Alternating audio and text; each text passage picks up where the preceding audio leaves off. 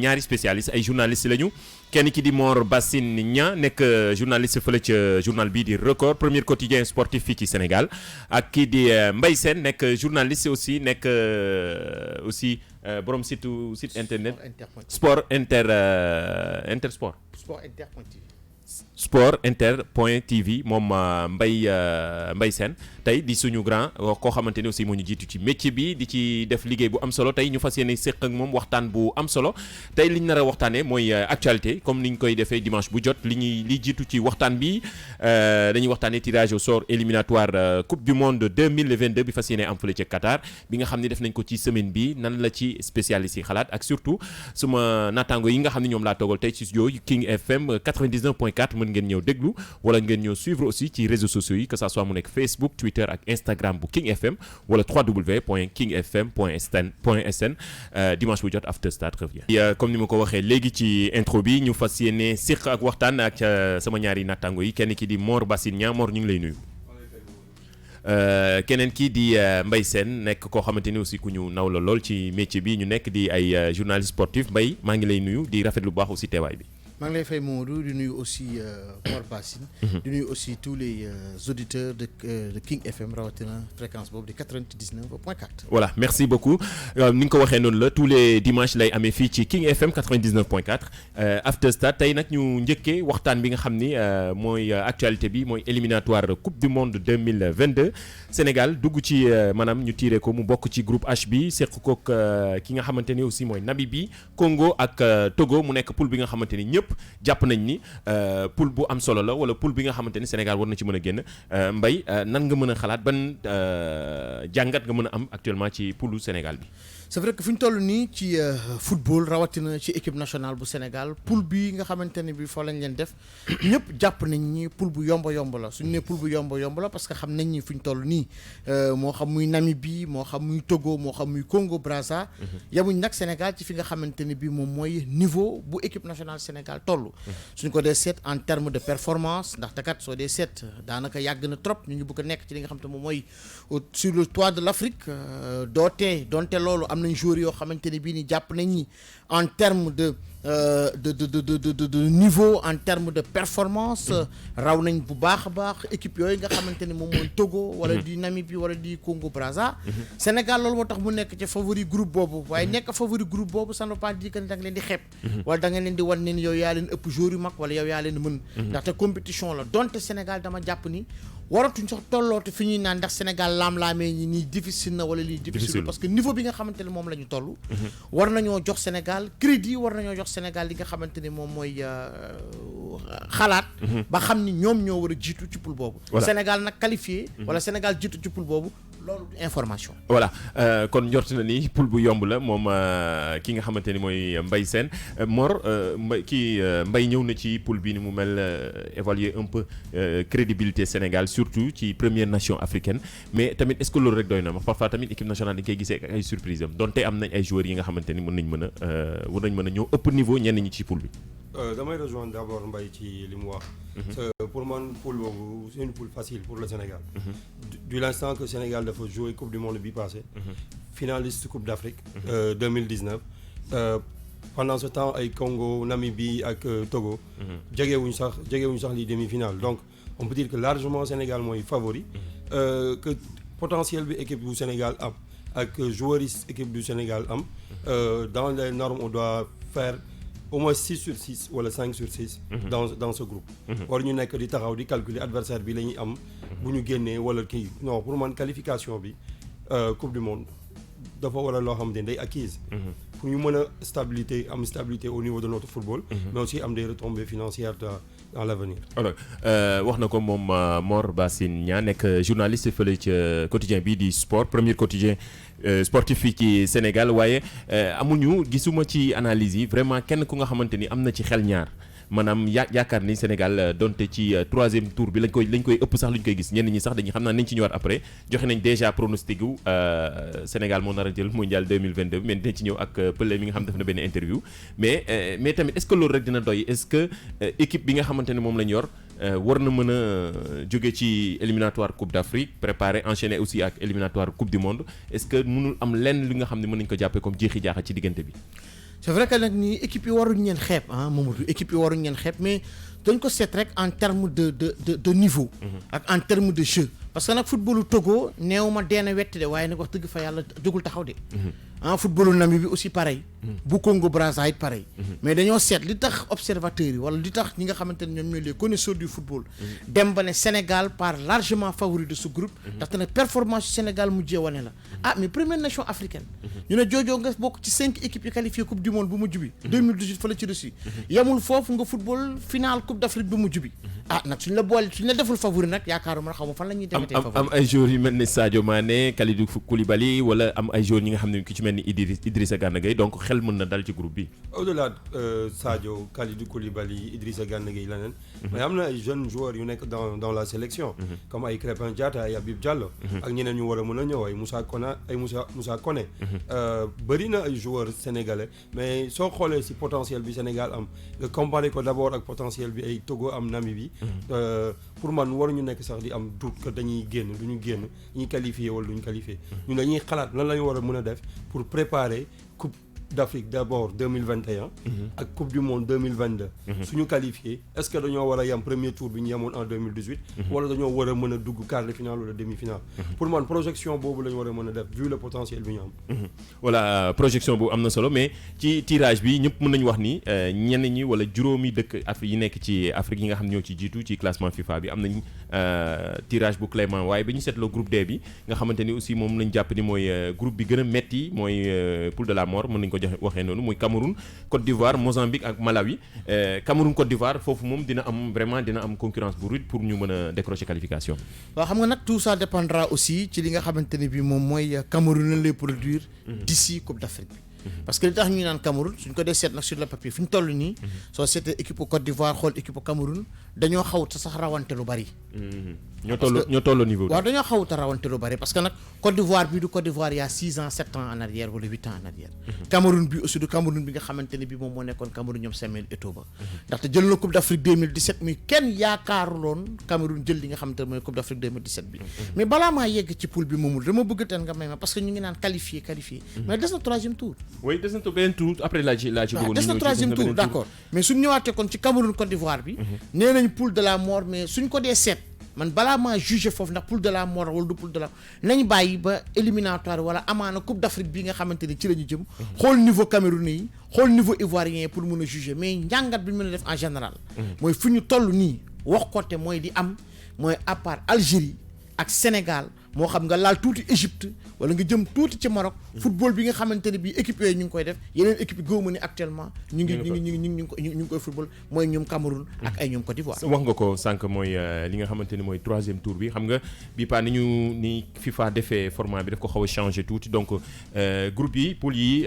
10 équipes ñoo fas yéene génn ci poule bu ci nekk après dinañ defaat beneen 3e tour mooy benn aller retour boo xam ne 5 matchs lay doon su ko defee ku mën a 5 yi génn foofu mën a génn représenter Afrique est-ce que changement boobu dina arranger wala ñenn ñi sax yenn spécial dañ ne tirage lii ñuy tiré nii wala format bi ñu ko def nii dañuy jàppale bu baax yenn équipe yi nga xam ne ñooy jiitu ci classement Afrique FIFA bi. waaw mais dëgg la kay dañ leen di jàppale bu baax a baax xam nga tey soo dee seet final bi foofu la toll. parce que après dañ koy tiré mooy maanaam 10 équipes yi. dañuy xool ñan ak ñan ñooy daje. foofu pour man fa la choc yi ne foofu actuellement fa la choc yi nekk mais pour groupe yi nii il faudrait que deuxième tour bi il faudrait que équipe yi nga xamante ne ñoom la ñu jugé beaucoup plus apte wala ñi nga xamante ne ñoom ñoo gën a yaakaar ne ñoom ñoo mën ñoom ñooy favori nañ wane seen bopp bañ dem nag ci li nga xamante ne mooy 3e et dernier tour bi foofu nag la ñuy jugé les nations qui peuvent représenter dignement l'Afrique. Mor ci 3e tour bi. pour mon 3e tour bi pour comme premier 2e wala 3e tour. équipe du Sénégal bi ñu am jamono ji que ñu am Algérie que ñu am Maroc que ñu am Égypte. su nekkee dañoo dëggal suñu bopp dañoo war a dem en 2021 Cameroun gagner Coupe d'Afrique. foofu lay commencer d'abord il faut que ñuy gagner les grandes nations de football déjà ñun mënuñu jouer ak Brésil tenir ko en échec match nul 1-1. di ñëw di xalaat ne dañuy am Côte d'Ivoire wala dañuy am Algérie wala dañuy am Maroc. que duñu mën a jàll pour qualifier Coupe d'Afrique Coupe du monde. pour man du loo xamante ni dafay logique donc dañoo war a tirer les leçons ci CAN bi ñu joué. en Égypte en 2019. pour mën a préparer wu éliminatoire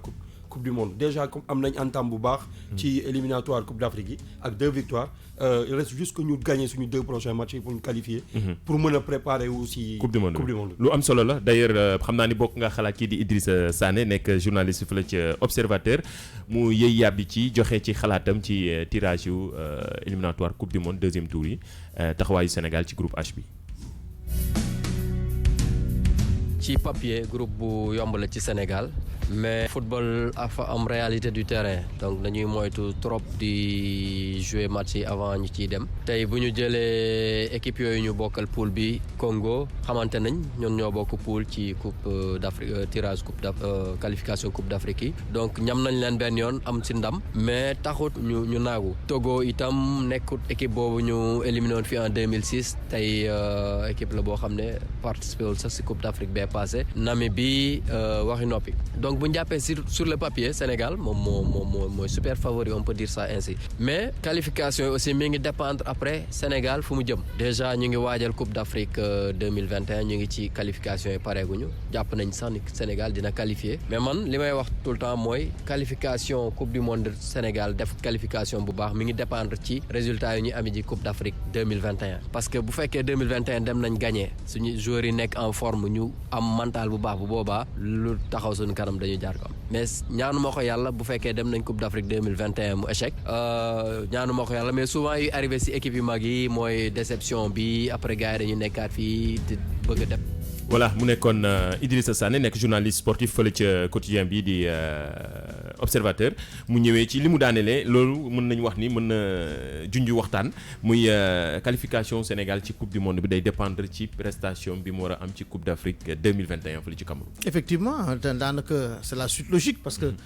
ay weer rek lañ ciy teg 2020 pour éliminatoire ñu jëm ci li nga xamante ne moom mooy ci coupe du monde bi loolu Idrissa Sané wax dëgg la parce que nag il faudrait que ni joueurs yi envie bi ñu am ba remporter li nga xamante ne moom mooy coupe d'Afrique 2021 bi loolu moo di yóbbuwaat donte suñ ko jëlul sax nañ fa def compétition bu am solo parce que Sénégal bii 2019 bi jëlu ko may dem na ba final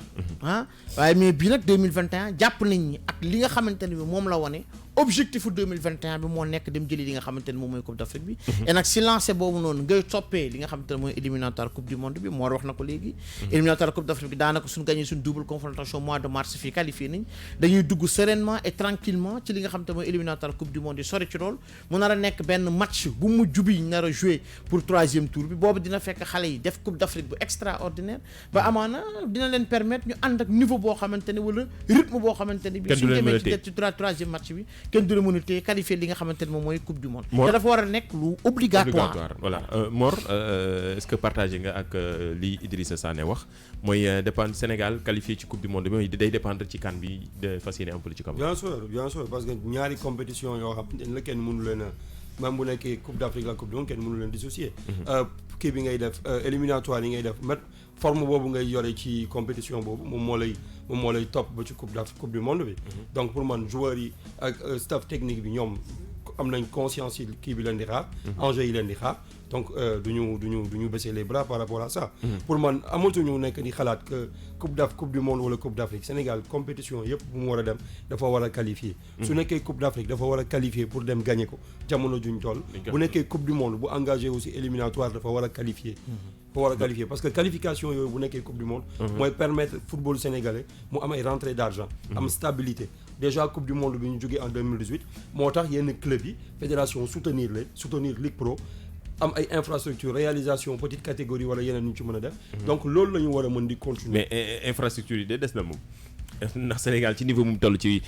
première nation africaine mais ba tey amuñu stade bu ñu recevoir nii pour mën a jouer éliminatoire stade bu baax laa wax. dëgg la mais xam nga ak Maodo ak li nga xamante ne bii nii jéego yi commencé nañ koo teg.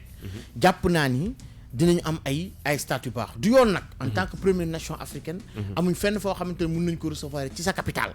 loolu mooy wax ci sa capitale. mais nag ak nii nga xamante ne bii nii dégg naa autorités yi ñu ngi koy commencé di ko dégmal di ko teg am naa ci yaakaar wala am naa ci njort joo xamante ne suñ demee ba ci cappaandaw ko parce que maa ngi dégg ñu ne war nañoo mën a postuler pour candidater pour organisation coupe d'Afrique 2023 amaan 2025. infrastructure yi dinañ fi ne. kon du boobaa duñu laaj. pour ñoo defar dafay fekk ñu am acquis ba pare pour nit ñi mun ñoo fekk si dina ñu ngi ci yoon wi jàpp naa ne ñu ngi ci yoon wi mais du normalul nag en tant que première nation africaine ñu war a recevoir di dem ay Thiès ak ñoom it seen waaw ñu ngi ci yoon bi ak peut-être ak stade Demba Diop bi nga xam ne semaine dernière la ñu signé protocole d'accord bi nga xamante ni jox nañ ko Demba Diop bi nga xam ne jox nañ ko waa fédération pour ñu gën ko mën a ñoŋal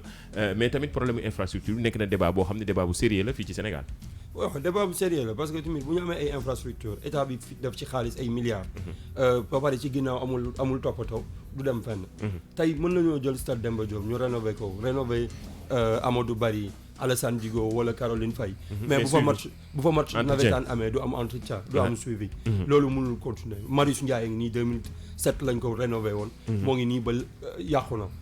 tey Dakar Arena la nit ñi mënul jot parce que dafa sori mais bu nekkoon dañ fa am accès kon kenn waxatu ko Sénégal bu ñu investir tamit ci ay infrastructure toppatoo ga mooy des. waaw toppatoo ko loolu tamit lu am solo ndaxte bari na ci li ñuy ŋaññee sénégalais yi mooy toujours entretien beeg suivi bi surtout ci yenn infrastructure au moment où on demande des infrastructures sportives yi nga xam ne de qualité la Sénégal ci dëkk bi nga xam ne foofu la nekk ak ni mu toll ci Afrique ci footballu Afrique war nañ mën a am vraiment ay stades yi nga xamante ne war nañ ci mën a recevoir te loolu surtout ci capitale bi ndaxte bu ñuy jouer dañuy dem ba Thiès donte Thiès ak fii soriwul mais ci côté infrastructure bi vraiment ñu koy décrier bari na. non ñu koy décrier bari na mais li ma ci waxoon léegi rek laa ciy waxaat et jàpp naa ni cri la boo xamante ne bii nii suñu autorités yi dégg nañ ko ci mel ni démb le ministre des sports ñëw na ci ak doole waxtaan na ci mais suñ dee seet aussi y a beaucoup de stades yoo xamante ne bii nii suñ ko defar nañ leen ba pare yaakaar nañ ni war nañ cee mën a jàpp wala suñ ko defaragul sax ñu ngi ci yoon bi pour indi leen comme li ma la wax léegi rek Mamadou jàpp naa ni suñu autorités yi dégg nañ li nga xamante ne moom mooy jooy bi et nag suñuy rongoñ yaakaar naa dinañ ñu ko fompal muy Mbaye Sène xalaatu Mbaye Sène l'international lañ koy wax di journaliste sportif koo xam ne dañ ko jox cër lool ci métier bi ñu nekk di journaliste sportif ak Mor Bassine Niang nekk journaliste di premier quotidien fële ci premier quotidien bu Sénégal di Record ñi wax ne suñu mbokk auditeurs yéen a ngi déglu After Stade tous les dimanches à partir de 18h mën ngeen ñëw suivre ci réseaux sociaux yi que ça soit mu nekk Facebook Twitter ak Instagram bu King FM wala www.kingfm.sn After Stade continue dañuy waxtaanee rek li nga xam ne mooy cëppaandawu équipe nationale bu Sénégal mais ci période bii ñu toll donte ñu ngi wax préparation éliminatoire Coupe d'Afrique ak éliminatoire Coupe du Monde mais ci biir équipe bi transition bi nga xam ne ci la ñuy toll maanaam yeneen génération yi nga xam ne dañuy ñëw nar a fekk si beneen génération ci biir est-ce que dina nekk lu yomb pour sélectionneur bi. génération dañoo magantewut lu bari de. bi war a ñëw. ak bi mu fiy fekk waaw dina am benn transition bu ndaw buy am. te suñuy magantee de du bari. te soo dee seet sax à quelques postes rek ngay dindi. parce que en termes de gardien de but. ñaari gardien mën nañoo topp Sénégal pendant 10 ans. muy Alfredo di Edouard ay xale lañ. nga ñëw xanaa foofu ci axe bi. Salif xale la Kalidou xale la. Lamine Gassama rek il a encore 3 ans yoo xam te ne war na koo mën a jouer waat. en terme de forme lañ nekk di wax. Youssouf Sabaly aussi ci côté it war na mun a toogaat benn 4 ans 5 ans damay wax rek poste par poste. nga ñëw ci milieu de terrain bi Idrissa Gana Gueye moom it il a encore 2 à 3 ans yoo xamante ne bii de haut niveau yoo xamante ne war na ko mën a def. Crépin Diatta xale la dugg na ci biir mayonnaise bi. Sadio Mané yi tamit ci biir Sidi mu ngi ci biir naka la turati ñoom Diao Baldé Keita ñoom ñu ngi ci Habib Diallo bokk na ci biir donte waroon naa mën a bokk sax ci bee passé Habib waroon naa sax mën a dem ci coupe du monde ba waaw dañ ko xaar loolu waroon naa mën a dem sax ci coupe du monde 2018 waroon naa mën a dem ci coupe du monde 2018 ñu indi ko ci li nga xamante ne moom ko def parce que en terme de performance laa wax ñu indi nag coupe d'Afrique 2019 bi waroon naa mën a bokkaat te ñu bari dañoo newoon li tax sax bokkul yaa ngi dégg dama jàpp ni ñiy fekk si du bari ak ñi fi ne yaakaar naa ni chamboulement bi si am ñaar ñett lay doon Mbaye Mor li ma si wax mooy boo xoolee Aliou Cissé depuis 2015 mu jël équipe du Sénégal dafa nekk si benn ligne continuité soo xoolee pratiquement même joueurs yi muy présélectionné ci préparation Coupe d'Afrique wala éliminatoire Coupe d'Afrique wala compétition bu mën a nekk joueurs yooyu noonu ñoom la ñuy woowaat soo xoolee osaturu équipe am du am coppite yu bëri donc soo Coupe d'Afrique bii di ñëw wala Coupe du Monde 2022 gën a am joueurs yu bees peut-être yu dugg mais liy dugg du bëri lu tax moom dafa am benn soo xoolee philosophie de travail boo xamante ne dafay nekk si benn ligne de continuité tey génn woon nañ Famara Diédhiou gëjoon na ñëw sélection toogoon na 1 an 2 ans ñëwul là ñëwaat na donc moo ngi ci ligne continuité. mais au moment où on parle de ñeneen ñu war a mën a fëgg buntu équipe nationale ay Malang Sarr ñoom Boulaye Dia est-ce que parfois comme ni nga ko waxee ñaar ñett toujours maa ngi ci kii bi ñaar ñett ñooy xaw a ñëw dugg bokk mais est-ce que ñooñu tamit yaakaaru lañ ñi tamit ñu jot nañu tester ñeneen ñi nga xam ne dañ mën a ñëw assurer relève bi entre guillemets. d'accord man contre ma ouverture. waaye mais tamit dañuy fekk si. su fekkee ñi ñuy jëlee dañ leen mën d'accord na. mais ñi nga xamante ne dañ leen di woo ñu ñëw ñuy fekk si su fekkante ne gënuñ leen c'est pas la peine de déstabiliser l'équipe. waaw su fekkante ne ñi ñuy indi suñu mënul ñu fi fekk. c'est pas la peine de déstabiliser l'équipe parce que nag tey quoi qu'on puisse dire Habib Diallo il fait partie des meilleurs numéro 9 africains. xam nga ba 9 ngay dem indi moo xam Boulaye Dia moo xam koo multi indi ci àddina. Habib Diallo c'est la constance et c'est l'avenir. xam nga loolu c'est un constat avéré. Famara Diédhiou il est performant moo xam avec l'équipe nationale parce que nit ki soo koy juger da nga koy juger performance yu mu def ak équipe nationale. même en club sax ça va. mais waaw en équipe nationale il met des triplés. dugal na fi triplé bi keroog.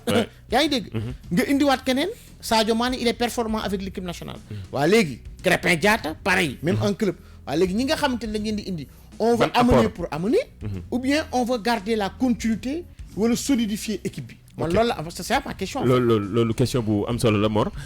nekk na loolu tax xamante ni tamit c'est des questions yi nga xam ne que mu ngi fi mi ngi suñu kanam mënuñu ko bañ a poser loo ci xalaat ci ñi nga xamante ni peut-être ñi ngi leen di pressentir à peu près ñu mën a ñëw rejoindre tanière bi. bon j'ai rien contre les binationaux quoi. parce que équipe bi Sénégal yàgg na am ay binationaux. mais tey suñu woowee benn binational boo xamante ni topp nañ ko pendant 1 an 2 ans 3 ans mu bañ a ñëw. pour moi dañoo war a mettre la croix sur lui. ñu dem xool beneen xool keneen mais am na ñenn ñi tamit ñuy déclarer seen kii ouvertement le cas de Boulaye Dia. ñuy déclarer d'accord ay Boulaye Dia ay Lys Moulé. xam nga yooyu mën nañ leen a woo d'accord bu ñu defee ne ñoom les premiers pas ñoom bëgg nañoo ñëw. mais dañuy xool suñu sélection jeunes yi tamit parce que mënuñu continuer di travailler pendant 3 ans 4 ans 5 ans ci ay U18 U23. boo yooyu war a mën a ñëw dugg. ñu dem di leen fi bàyyi di dem di jëli ay binationaux. j'ai rien contre les binationaux. mais tey équipe U20 wala U17 am na ñoo xam ne war nañ leen a mën a préparer. pour fii ak 2 ans 3 ans 4 ans. ñu ñëw dugg si biir sélection. ay Moussa Koné ay Baldé. ay Youssou Badji c'est vrai ay John Lopi. boo yooyu yëpp war nañoo mën a ñëw biir sélection. donc waruñu nekk di xaar dañuy dem jëli Boulaye Dia Malang Sarr wala Bouna Sarr wala non. pour man gëm naa ne Sénégal formé na suffisamment de joueurs si dernière année yoo xamante ni mën nañoo ñëw jouer équipe nationale yëpp si monde. ok c'est vrai taxawaayu petite catégorie bi ci 5 dernières années yi mën nañ gis ni moo jur lii nii équipe nationale bi ñu am tey mais surtout ci yenn compétition yi nga xamante ni Sénégal daaw ci woon bokk sax mais buñ fa demee dañ fay dem te dañ fay def ay résultats yu am solo donc formation petite catégorie mën nañ jàpp ni équipe bi fi nekk équipe fédérale bi réussir nañ loolu. xam nga Mamadou. damay jël exemple fenn pour mun a ñëw dëggal ci li ngay wax nii. xam nga ñun suñu référence joueurs yi ñuy jël ni ñuy tudd ñi ñëpp championnat français nekk. ñi ñëpp. ñi def les beaux jours de l'équipe nationale yëpp. championnat français nekk. fa lañ jógee fa lañ leen formé. la plupart. binationaux yi ñuy wax. France 84 la mës a jël trophée muy coupe d'Europe des nations. face à l'Espagne 2-0 84. de 84 ba 94 France 93 amul joueur bu dul joueur boo xalaat joueur mag am na ko. Eric Cantona Jean-Pierre Papin. Alain Roche Vercruysse Franck Sauzet Basile Boli Bernard Lama Ginola. Jean-Pierre Papin j'en passe. de très très grands joueurs ils n'ont rien remporté. ba ñu éliminatoire coupe du monde 1994 double confrontation bi Israël ak Bulgarie. dañoo tas dàq ñoom Gérard Houllier dindi foofu ñëpp indi li nga xamante ne moom mooy Clairefontaine.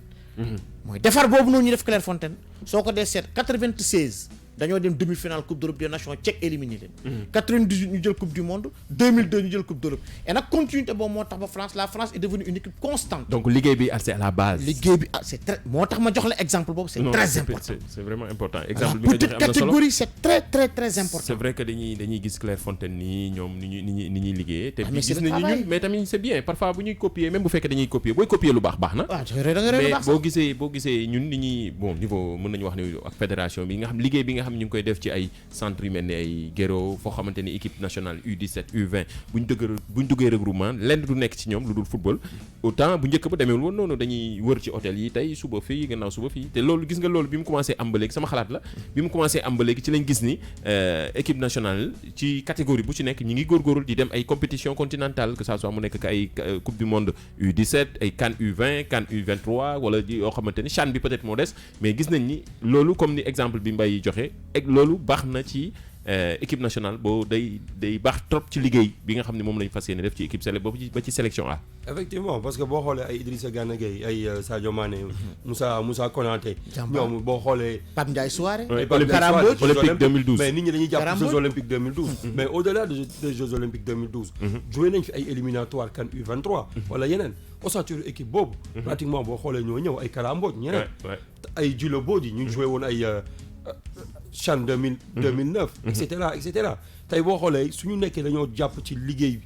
bi ñu nekk nii ak les petites catégories U17 U20 U23 pour man d'ici quelques années bu nekkul même 2021 la ñuy gagné Coupe d'Afrique Sénégal war na mën a am des équipes nationales fortes yoo xam ne gën nañ def des pas conséquents pour le sac. pour xaar trophée yi wala yenn trophée yi nga xam moom la ñuy xaar muy continental bi di fàttali suñu mbokk auditeurs yi yéen a ngi déglu After Stade tous les dimanches à partir de 18h première partie bi ngeen doon déglu ak sama invité yi kii di Mbaye Sène l'international di journaliste sportif ak Mor Bassine Niang moom de journaliste sportif la fële ci quotidien bi di record ñu dégte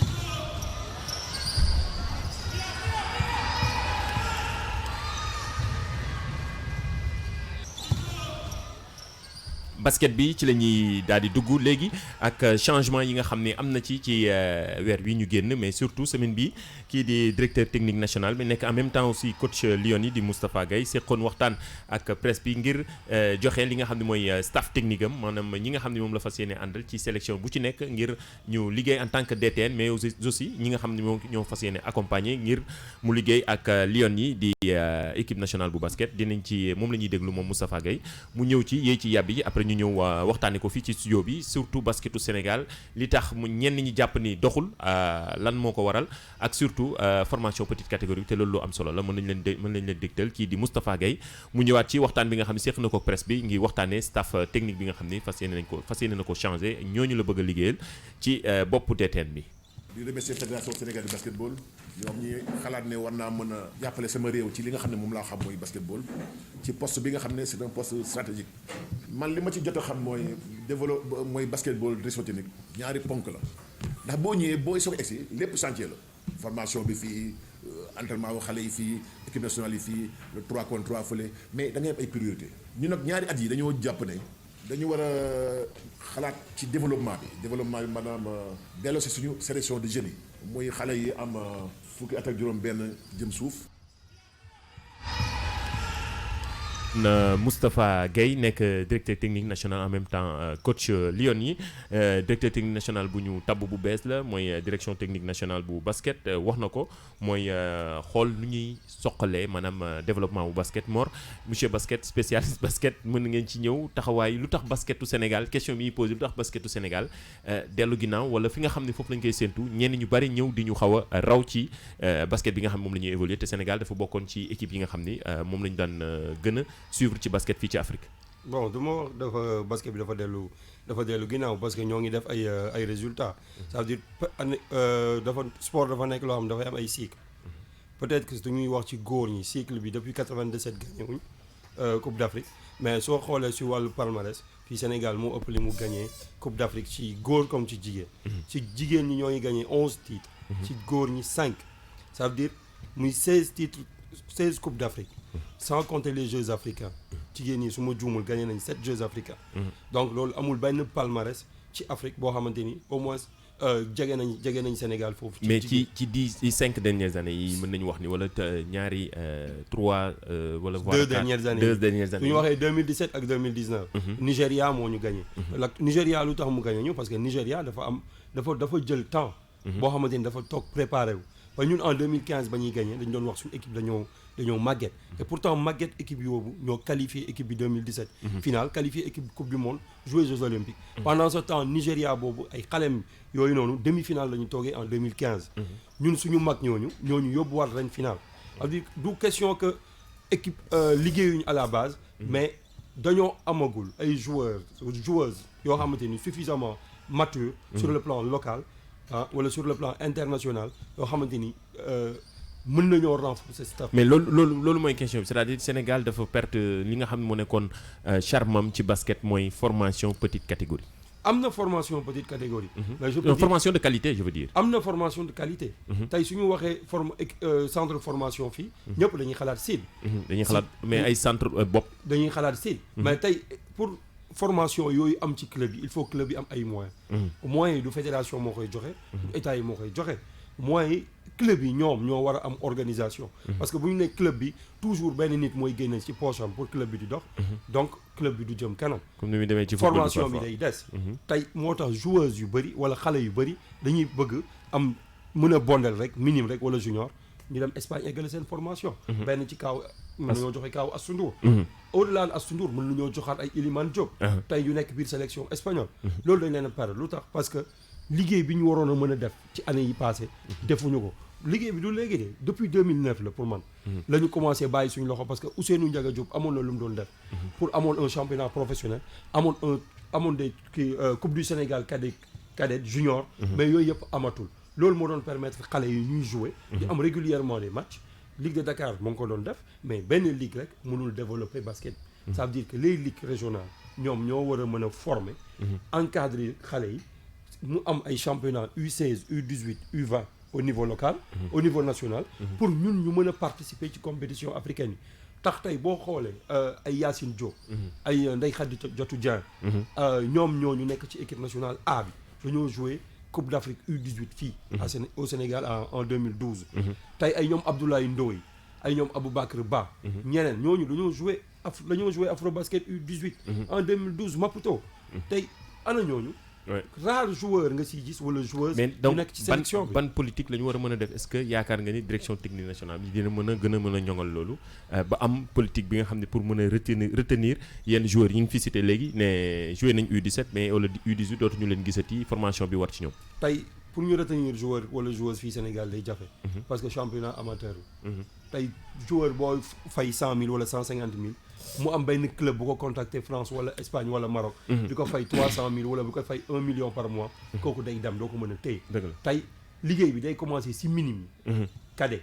ba ci kaw. ok pour loolu Tafa Gaye tegal na nee na plan de travail. bi muy am ki muy dénk la formation des jeunes. léegi ñun dañuy xool lan mooy contenu boobu. est-ce que ñoom dinañ am suffisamment de moyens. pour permettre suñu xale yi nekk fii au niveau national. ñu compétir ba pare. parce que mënoo ne da ngay defar formation à la base booy yi nekk ci centre yi rek. samedi dimanche rek la ñuy entraîner te duñu compétir. donc pour xale bi mën a xam lan mooy sport de haut niveau. pour mu mën ci tàggat boppam il faut que muy jouer. mais ci équipe nationale góor yi balaa ñu ciy ñëw ñu waxtaanee ñaari cumul de poste bi bari na ci suñu ñoo xamante ni yaakaar nañu ni kon kii nga xam ne mooy Moustapha Gueye war na ko mën a gérer maanaam gérer li nga xam mooy direction technique nationale ba mën nekk en même temps coach li man de dama jàpp ni. ci nation buy aspirer à quelque chose. ku ci ne dañ la war a jox dara. ndax Moustapha mun na gérer Lyon yi gérer DTN bi. xaw ma. moom mi ko jël yaakaar naa ni bokk war na ko mën a def mais man personnellement moi je pense que ni mieux vaut ñu am un sélectionneur boo xamante ni moom mooy yore xale jigéen ñi. am DTN boo xamante ni bi dafay liggéey bu baax a baax ci petite catégorie bi foofu Mor Bassine daanelee. man foofu laay tàmbalee xam nga am na fenn nag fu ma d'accord ak moom. fu mu nee mënatuñoo jël parce que Nigéria moom moo ñu gagné en 2017. faute de moyens mais amuñu woon moyen et daan nañ jël ay trophées. amuñu woon moyen daan nañ jël ay trophées Nigéria gagné nañu à 2 reprises 2017 ak 2019 ñoom ils ont su préparer leur équipe. loolu mooy li am xam nga ñaareel bi dafa am bi ñu paree coupe du monde bi mais bi ñu demee ñoom moo bi ñu demee foofu ci Chine. j'ai eu à interroger un joueur boo xamante ne bii il est dans l'équipe nationale. je préfère taire le nom. waaw ñi may peut-être ñi may déglu xam nañ ki may wax. xam nga lan la ma wax bi ñuy dem. ba ma déggee coow leeg affaire ba ñu ñëw on a eu à faire une émission ensemble. il m'a dit que ni l'équipe manque de professionnalisme. ñoom seen bopp. l'équipe manque de professionnalisme. Dakar Arena. bi ñuy dem di entraîner. joueur équipe nationale bi ñu fa dem di entraîner dañoo fekkoon foofu ay affaire foofu ci biir terrain bi mais xam nga ku bëgg a jël dara da ngay teg xale yi ci ay conditions de performance man foofu damay pointer du doigt les dirigeants du basketball sénégalais Moustapha Gueye est venu est-ce qu'il va amener quelque chose de nouveau loolu la ñuy xaar ci moom parce que nag gis nañu ci moom du sérieux gis nañ ci moom tamit fit bi ak poigne bi ak background bi mu am ak background bu mu am ak ten expérience bi nga xamante ne bi am na ko 2017 on était au Mali ensemble gis nañ ñu mu doon arrangé xale yi gis nañ ñu mu doon waxee ak ñoom ndax bëggoon résultat gis nañ aussi ni nga xamante ne noonu la ko teggee jël ay anciens dugal leen ci biir équipe nationale moo xam ci góor ñi mooy Boniface boole leen ci équipe bi mooy il veut vraiment quelque chose de nouveau waaye léegi est-ce que les dirigeants dinañ ko accompagner ci loolu moom mooy la question tant que dirigeants yi teguñ des conditions de performance pour suñu équipe yi on n'arrivera à rien remporter ñun fu ñuy toggee di nelaw yeneen équipe yaa ngi fay góorgóorlu xoolal ku ci mel ni Mali xoolal ku ci mel ni Angola ngi ñëw ak doole Nigéria mu kenn waxatu ko parce que rythme bi Nigéria jël pour dab leen dina metti ay xale la ñuy jël di former di indi ñooñu def seen ay preuves ñu ñor ay xale def seen ay preuves et Nigéria soo dee seet joueurs Nigéria yi la quasi totalité sax nekkuñ sax foofu Nigéria ay États-Unis lañ nekk ce n'est pas pareil conditions yi nga xam te ñoom la ñuy jouer ak conditions yi ñu am ñun sénégalais amuñ ko boobu damay pointer du doigt les dirigeants du basketball sénégalais surtout Mor dirigeants yi bari na ci tamit ñu leen di ŋàññi waxu coowal coupe du monde bi du jaruñu ci ñëwaat mais ban taxawaay nga gis ni Moustapha Gueye loolu ci war a mën a taxaw pour apporter lu bees comme ni ko Mor kii di Mbaye Sène waxee tey su may wax par rapport ak dirigeant yi damay ñëw ci moyens yi ma doon wax pour man moyens yi mooy am jumtukaay yi ci war ñu dem jëli sénégalais yi nekk en Espagne d'abord tey am na beneen nit ñi Assou Ndour rek la ñu xam mais am na beneen Binta Lo bu dugg sélection Espagne noga yi xaw ma Bintu bu dugg sélection Espagne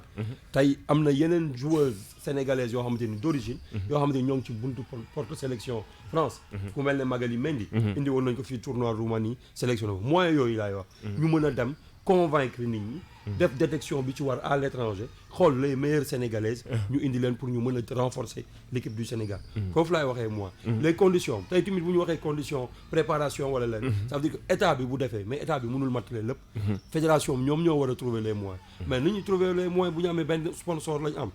boo xamante ni du ma tudd turam boo xam ne du dugal sax lu mat 300 millions ci biir basket bi nga bëgg ko séddale organisation compétition nationale ak internationale jël en charge les équipes loolu mënul nekk pour man dirigeants yi dañ ci am part de responsabilité te ñoom rek ñooy responsable des résultats tey si on est passé à côté de la coupe du monde parce que tey am na équipe yoo match yoo xamante ni ci biir coupe du monde bu ñu amoon préparation bi ci waa nekkoon tâtonné wuñu woon di hésiter dañuy dàq Adidas dañ koy prolonger dañ koy dàq tey waroon nañoo mën a qualifier mënoon nañoo qualifier comme Nigéria ni mu qualifier directement Jeux olympiques ñun mënoon nañu ko qualifier Jeux olympiques mais on sera obligé ñu jaar par les techniques. mais Mbaye li mu wax am na solo Mor boo ci mënee ñëwaat au moment où ñun ñuy toog di xaw a bàyyi suñu loxo yeneen dëkk yi ñuy góorgóorlu bu baax ci seen basket parfois dañuy tenir tête muy Mali di wax naa Mozambique ak Nigéria ñi ngi ci yoon bi Angola moom waxale wuñu ko sax parfois tamit dañuy tenir tête bu baax ba Nigéria ngi nii ay ñi ngi mën nañ jàppale ñaari afro basket ci wàllu jigéen ñi mënuñu ñu gagné te dap leen dina xaw a jafe tey Mozambique ak Angola amaguñu pour man mënaguñoo dab Sénégal ci wàllu basket jigéen mënuñu dab Sénégal ci wàllu basket jigéen parce que Sénégal titre yi mu am ci basket jigéen Nigéria amagu ko 11 titres lañ am Nigéria 4 titres la am déjà mais à ce rythme là mën na ko enchaîner Nigéria non moi je pense qu'on parle pas de titre non damay ñëw on parle en fait de performance à l'heure actuelle damay ñëw tey Mali lu tax Mali parce que Mali depuis 2007 Mali gagnewul dara mais Mali moo ngi formé ay U16 ak ay U18 mais teewul bu ñëwee dans les compétitions comme Coupe d'Afrique senior du gagné ça veut dire donc ñun waroon mën a poser tamit question lan la Mali di def ba du ñëwee sélection U18 di gagné ak U16 di gagné mais bu ñëwee senior du gagné ñun pourtant amuñu ay équipe U16 wala U18 yu participer ci compétition yi mais ba ñuy dem chaque année finale suñu équipe première bee baax ça veut dire équipe première bi moo baax mais d'accord loolu laa lay wax que sénégalais yi nekk ci équipe joueuses yi nekk ci équipe A bi dañoo am formation bi ci war dañuy jouer dans des équipes de haut niveau en Europe mais fii amul joueuse ça prouve que pour les autres catégories duñ mën a am dara parce que dans les autres catégories am nañ ay joueurs wala ay joueuses yu mën a renforcer équipe bi ñu jouer que senior U16 U18 U20 U25 am nañ ko mais loolu laa lay poser question que ñu amuñu moyens yi pour dem jëli benn joueur wala ñaari mais joueurs. toujours est-ce que Ça, ci c'est une côté politique, non? ci côté moyens yooyu noonu Politique, parfois moo ñu indil bu ñu ñëwee ci coach Lyon yi ndax dañu indiwaat Porfirio Fisac de Diego moom mi nga xamante ne aussi nekkoon na fi coach moom dem yóbbu woon gars yi Afrobasket ak ki nga xamante ni ki ko assisté di Boniface Ndong dégg nañ sànq Moustapha Gaye ñëw ci ak Mamadou Gueye pa bi est-ce que gis nañ ni yaakaar nañ ni moom Porfirio mi dinañu mën a atteindre suñu objectif. Pour man Porfirio man j'ai rien contre les entraîneurs étrangers mais Sénégal trophée yu mu gagné yëpp ak ay locaux la ko gagné techniciens locaux la ko gagné 2097 bi ñuy mujj a gagné ak Bassirou Badji lañ ko gagné coupe d'Afrique yi ñu gagné fii ak ay techniciens locaux lañ ko gagné Porfirio yóbbu nañu en 2007 mais avant 2007 nit ñi en 2017 nit ñi dañuy fàtte ne Porfirio moo ñu yóbbu woon Tekio en 2016 à Mani Sénégal la woon Turquie ak Canada ñu éliminé ñu tey Porfirio boobu moo war a yóbbuwaat Sénégal Tekio au mois de juin tey su ñu jëlaatee Porfirio dafa mel ne dañoo defar recul waxuma ne am nañ beneen entraîneur wala amul yeneen entraîneur yu ko mën a mais est-ce que am nañ ñeneen ñi nga xamante yaa ngi wax tamit waxu mooy ndax bu ñu waxu mooy sûrement moom dafay nar a ñëw taxawaay Porfirio du fédération moo koy fay c'est l'État qui paye les entraîneurs voilà ay formule pige la waaw ay pigistes la ñu Adidas soxna ko tey pour man bu ñu nekkoon ci benn logique continuité tant qu'il y a pas de compétition du ñu leen fay Adidas pour man Adidas liggéey bi mu commencé woon di def dañ ko waroon a bàyyi mu continuer liggéey tey boo dindee Adidas di Tafa Gaye nekk ci jigéen ñi yore direction technique nga dem jëliwaat Porfirio alors que am nga coach boo xamante ni Cheikh Sarr moo ngi fi woon yóbbu na équipe bi coupe du monde qualifié équipe bi coupe du monde en 2013 ñu nekk 3e médaille de bronze boobu mu am en 2013 moom la Porfirio am en 2017 tey meilleur résultat bi ñu def en basket masculin depuis 97 c'est la 2e place en 2005 di Adidas Gag donc kooku xam na équipe nationale pourquoi mënuñu woon a continuer ak moom parce que jote nag président clash na ministre parce que conditions yi matul conditions yooyu mooy ñi moom mooy ñëwaat ba léegi réalité yooyu mooy ñëwaat moo tax ñu naan liggéeyu kii di Moustapha Gaye nar na nekk mission bu doy waar mission bi nga xamante ni ci bari comme ni ko Mbaye Sène waxee moom lañ ciy xaar gis nga Mamadou situation yi ñu mën ko régler gis nga Mamadou li ma mën a wax mooy Mor une minute rek li ma mën a wax mooy Mor xaw na ko brosse léegi mais noo xamul ndax daf ci loolu la bëgg a yegg ou pas tâtonnement bi dafa leer wax dañ koy wax waaw moom lu xonk da ngay naan lu xonk la lu ñuul da ngay naan lu ñuul la tâtonnement bi dafa leer parce que mënoo ne da nga dàq kenn ndax gis nga liggéey bi nga xam te ne moom la doon def ku ci mel ni Adidas doon teg jéego yu am solo mais parce que lan attaqué na jote na ak président bi mais le président fédération bi jël de la hauteur on veut des résultats la personne de Ndiaye et de Adidas ne nous intéresse pas ñun lu ñu bëgg mooy ñun équipe bi am résultat et Adidas mu ngi woon ci chemin boobu yow nga dem jëlee fa Adidas Cheikh Sarr mi nga xamante ne bi jàppoon nañ ñu commencé woon na jël mayonnaise bi di nekk ñu ngi koy dégg nag aayul équipe bi daf ko ëpp nangam ak sàngam mais je pense que ni résultat yi mu fi def moom la fi Porfirio boobu def nga indiwaat encore Porfirio loolu mooy retour en arrière la tudd xam nga doo comprendre quoi toujours les mêmes personnes toujours en fait les mêmes décisions les mêmes têtes am na suñ bëggee jël leen il faudrait que ñu def table rase indi leen lu bees wala soo indiwul leen lu bees nga indi ñi nga xamante ne bii jàpp nga ni war nañoo mën a apporter quelque chose Adidas est aimé par tous les joueurs ok loolu am na solo mais Mor ci jigéen ñi balaa waxtu bi di ñu dab mais bëggoon naa tamit ñu ñëw comme que xaw nañu indi tuuti coppite indi jigéen ñi ñu am ci taxawaay bu am solo ku ci mel ne Astou Ndiaye mi nga xam ne moom la def manager de l'équipe des Lions moom mi nga xam ne nekk na Seed Academy nekkoon WNBA représenté na Sénégal fële ca États-Unis mais aussi ak ki nekkoon coach Dakar Université Club di Mourika moom tamit mu ñëw ci nekk adjoint kii di Moustapha Gaye est-ce que gis nga ni ñooñu tamit war nañ mën a apporter dara ñii di Lions yi tey su ma xoolee staff boobu damay wax Tafa Gaye moo fa nekk El Hadji Mamadou Diop Morika Khady Diop ak Astou Ndiaye ñoom ñëpp am nañ vécu ci Coupe d'Afrique ñii gagné nañ ko en tant qu'entraîneur ñii gagné nañ ko en tant que joueuse donc équipe boobu staff technique boobu donc war nañoo mën a redresser waat la barre avec les moyens waaye yow redresser waat la barre Mbaye moom du jóg ci moyens c'est vrai que mënuñu développer basket bi sans moyens mooy dëgg il faut les mettre dans des conditions de performance mais ñu permettre leen ñu am de bonnes conditions de performance parce que seen équipe nationale basket yi rek laay gis loolu mi nit ñi wax nañ ko bind nañ ko ba sonn que joueurs yi maillot yi ñuy entraîner suba gi dañ koy fóot duñ ko yóbbu si lingerie yi ñu fóot ko non dañ koy fóot ak loxo préparé yool moo koy fóot xaaraat ak loxo pour ngoon gi. pour ñu weer ko ñu entraîné waat ko suba ñu jox la yeneen maillot parfois joueurs yi dañuy teg yeneen t-shirt seen kaw pour maillot yi bañ di xeeñ seen kaw yaram góor ñi loolu la ñuy def ça veut dire ñun li ñu dese sànq mooy comme li nga doon wax instant mooy xam ne bu ñuy xool mooy problème non bu ñuy xool sax yëfu titre natt sànq yaa ngi doon wax titre yeeg 11 yeeg yooyu noonu bu ñuy wax yëfu titre Sénégal affaire de jom la rek moo tax affaire de jom moo tax booy yi bu ñu demee compétition mais nag dépassé nañ loolu xam nga loolu dégg xam nga ñu nga Ndiaye amul les conditions dañoo de dépassé travail dañoo dépassé ay non jomay def nangam sànq loolu amatul gis nga ba ko club yi mag yi xamee dañoo investir pourquoi tey benn Lakers dem jëli benn Anthony Davis pourquoi parce que ils veulent gagner quelque chose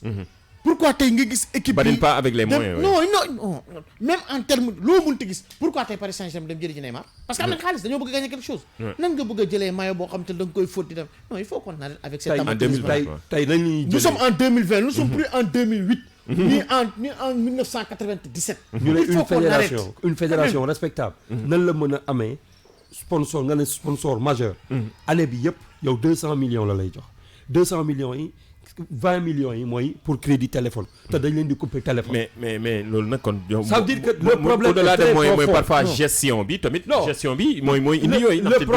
le problème du basket est profond man da yaakaar naa président basket boobu day démissionné de man bi ñu jógee coupe du monde man dama yaakaar day démissionné de démissionné wul de moom man loolu laa yaakaar pour man maître Babacar Ndiaye pour man maître Babacar Ndiaye day démissionné man je pensais que dafay démissionné waaw DTN bi sax dama yaakaaroon dafay démissionné man bi ñu ñëwee non dama démissionné jàppoon wul mais dàq nañ waaw non dama jàppoon sax avant ñu koy dàq sax dafay démissionné loolu moo xaar dàq bi quoi war doon xaar loolu moo doon li gën a kii parce que gestion basket bi ni ñu ko defee ci année bii passé ni ci coupe du monde non elle est terrible kenn mënut a gis un tâtonnement flagrant parce que kii nee na taxaw na ne dañuy def nangam sax mais privilégier l'intérêt de la nation. loolu am na solo di xalaatu Mbaye Sène nekk journaliste fële ca DTV nekk lu aussi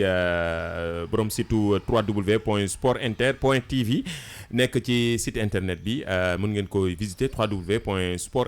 www.sportinter.tv moom Mbaye Sène ak keneen ki ma séq di Mor Bassine Niang nekk journaliste quotidien fële ci Record premier quotidien sportif fii ci Sénégal mën ngeen ñu suivre ci réseaux sociaux yi que ça soit mu nekk Facebook Twitter ak Instagram bu King FM wala www.kingfm.sn After Start ñi ngi ci partie bu mujj bi boo waxtaanee basket taxawaayu staff technique bu Moustapha Gueye mu wax ko mu joxe ko ci semaine bi déglu nañ ko sànq ci bi ñuy doog a démarrer li nga xam ne mooy partie bu mujj bi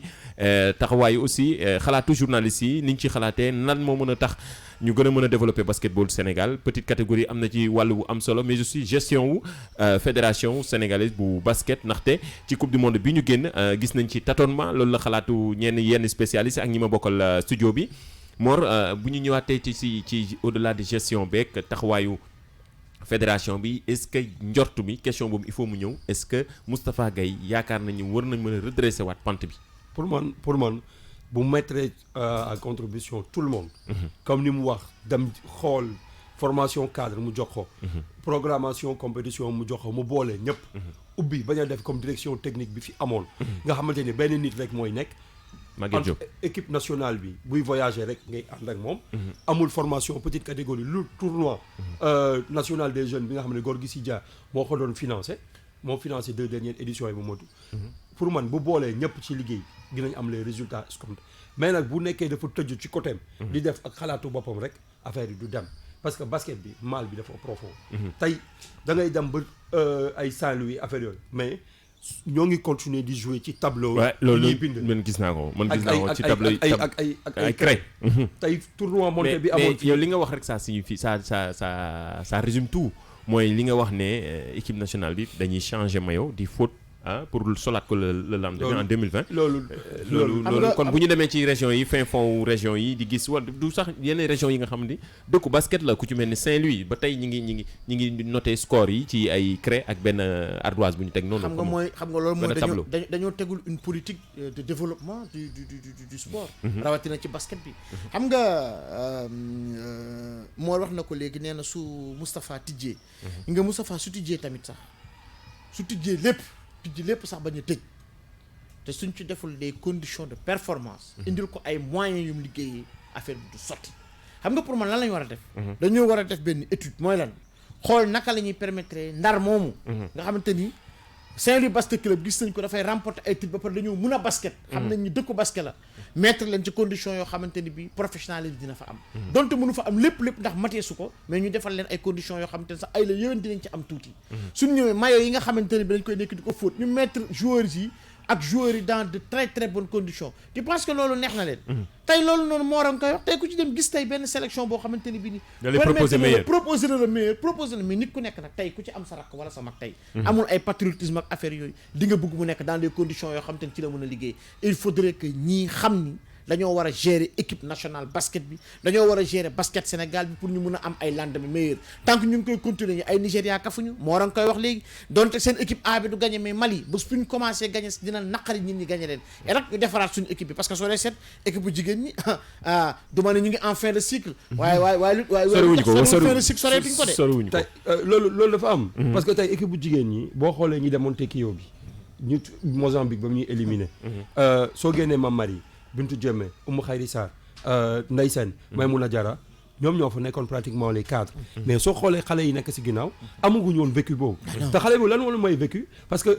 amuñu temps nekk U16 U18 U23 di U25 di participer ay compétitions dañoo ñëw rek sóobu ci bu mag bi dañoo ñëw sóobu ci bu mag bi dafay yéeme loolu la ñu war a def ñu politique adapté dem à l'étranger xool yan sénégalaises ñoo fa nekk ñu mën a ñëw jouer tey rek maa ngi doon wax ak benn sénégalaise bu tudd Binta Lo kooku ba mu amee 15 jours la jógee Sénégal fi la juddoo Touba Gare bu ndaw la juddoo 15 jours la am jógee Sénégal dem olofam sax leerul pour te dire mu ne moom buggul jouer beneen pays bu dul Sénégal elle a 19 ans 80 kilos 1m90 oh loolu talent yooyu la ñu war di détecter pour lan solution la ñun Sénégal fédération bi wala direction technique yi fi nekk mënuñoo dem xool Espagne Sénégal yi fa Sénégalais yi fa nekk wala États-Unis boo yi nekk ci collège yi ñu indi leen te ça nécessite une politique loolu dafa nécessite politique xam nga lan dafa ànd ak yéene mais su fekkente ne da nga bëgg a toog fii yaakaar ni lépp fii la yem rek doo mos a benn résultat loolu mooy dëgg bi il faudrait que suñu basket bi ñu wax ci parce que ñii ni ñu ko géré nii kenn xamul lan la loolu baax na moo taxoon deuxième partie bi ñu jagleel ko basket bi mu nekk partie bu yaatu ñi ngi ci jeexitalu After Stade 18-19 la tous les dimanches à partir de 18h fii ci King FM 99.4 tey ma seqoon waxtaan ak Mor Bassine Niang journaliste quotidien ba la di Record ak kii di Mbaye Sène nekk DTV nekk aussi borom site www.sportinter.tv ne mi ngi ci site internet mën ngeen ñëw suivre aussi ñun ci www.kingfm.sn ñu daal di tëj waxtaan bi rek comme que 19h a ngi waaj a jot li ci des bareetul fi mu ne nii jot na sax d'ailleurs gars yi ni ñu mën a tëjee ban solution lañ mën a def ngir basketu Sénégal dox surtout au-delà de gestion beeg ak mbirum koppar bi ngeen fi xam ne wax ngeen ko fii mooy moyens yi nga xam ne war nañu war a mën a am ban yoon lañ war a mën a jaar ba amaat suñu image bu baax bi wala tax Sénégal taxawaat ci fi muy taxaw ci Afrique ci basket. la petite catégorie travailler ko bu baax. mettre les équipes dans de très bonnes conditions pour ñu mën a am ay performances. loolu am na solo di xalaatu Mbaye Sène Mor. pour man il faut ñu am ay sociétés. yoo xamante ni dañuy am ay sponsors yu mettre de l'argent. yoo xamante ni dañuy indi xaalis. comme yu mel ne du ma citer ay tour mais ñoo xam dañuy mën a dugal lu mat 500 millions wala 400 millions par an ci basket bi ñu toppatoo formation des cadres parce que balaa ngay wax formation des petites catégories mais benn point bi mooy terrain yi Dakar terrain yi loolu lépp lu ci bari doon jàng basket yooyu tey boo amee terrain yu baax am terrain yu baax am ay xale te amoo ay entraîneurs yu bien formés affaire bi du dem il faut donc c'est tout un ensemble en fait il faut ñu ut xaalis am ay entraîneurs yu bien formés am ay diplômes basket bi bañ bi metti na de ay petite catégorie sélection petite catégorie am doole di jouer parce que depuis 2008 Sénégal participé wul Coupe d'Afrique U16 xoolal loolu depuis 2008 oui c'est plus de presque 12-13 ans yoo xamante ni Sénégal participé wul ci yenn Coupe d'Afrique U16 loolu te loolu mooy base bi ndaxte bu ñu jógee U16 mooy yeneen compétition yi nga xamante ne aussi dañ ci mën a ñëw bokk ba intégré lii di équipe nationale bi waxtaan bi am na solo waaye waxtu bi jot na dab nañu ñu leen di joxaat rendez-vous dimanche prochain incha allah ñuy tàggatoog sama invité yi Mbaye Sène ñi remercier bu baax taxawaay beeg teewaay bi fii ci studio yu King FM Mbaye maa ngi lay nuyu maa ngi lay fay baax waaw di la tàgg aussi di la joxaat rendez-vous xam naa di nga fi ñëw lu bare fii ci After Stade rakk nga saa yu ñëwee rek ñëw très Inch'Allah merci beaucoup liggéey bi gis nañu aussi ni nga koy defee merci beaucoup di Mbaye Sène borom www.sportinter.tv wala nekk fële di journaliste sportif nekk fële ci suñu naataango yi waa DTV Mor maa ngi lay gërëm yow moom ñoo bokk kër gi